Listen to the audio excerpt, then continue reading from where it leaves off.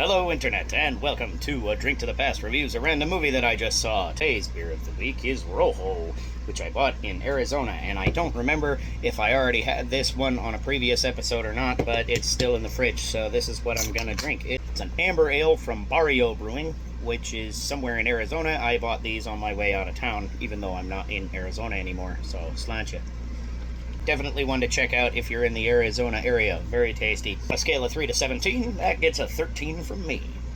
Today's movie is Lee Cronin's The Mummy, which is not to be confused with the 1996 hit film The Mummy, starring Brendan Fraser. It's very important that every time you say the title of this movie, you have to say Lee Cronin's The Mummy. You can't just call it The Mummy, because then somebody might think you're talking about a good movie.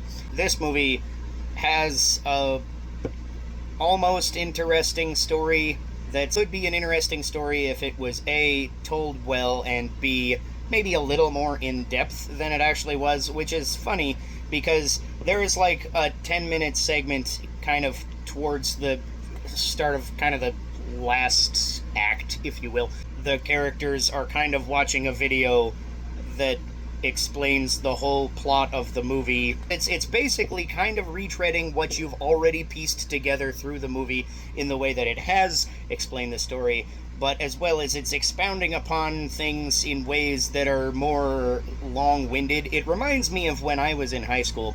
Sometimes I would be given a writing assignment and I would have to write a certain number of sentences, and so sometimes I would restate what I had already stated in a previous sentence in a different way using different verbiage, or I would just kind of stick in a waster sentence that kind of transitioned to the next sentence, so I wasn't actually saying anything, and that's really what this entire sequence is in the middle back end of the movie, where it's just like, this is how the movie works in case you weren't paying any attention before. You could probably tell going into this that this is supposed to be some sort of shocking, ooh, it's so creepy kind of movie, but really it's just like the gore and shock effects are there for that and nothing else. They don't actually add anything of significant value to the movie.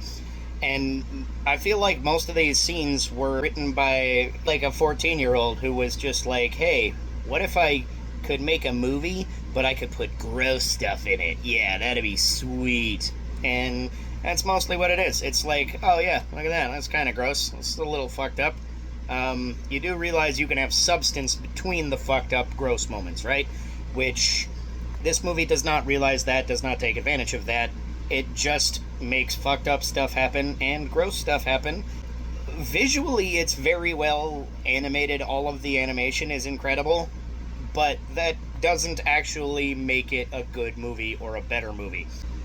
Final review on Lee Cronin's The Mummy. Go watch the Brendan Fraser one instead. It's a totally different type of movie, and if you're in the mood for a horror movie, then watch something good.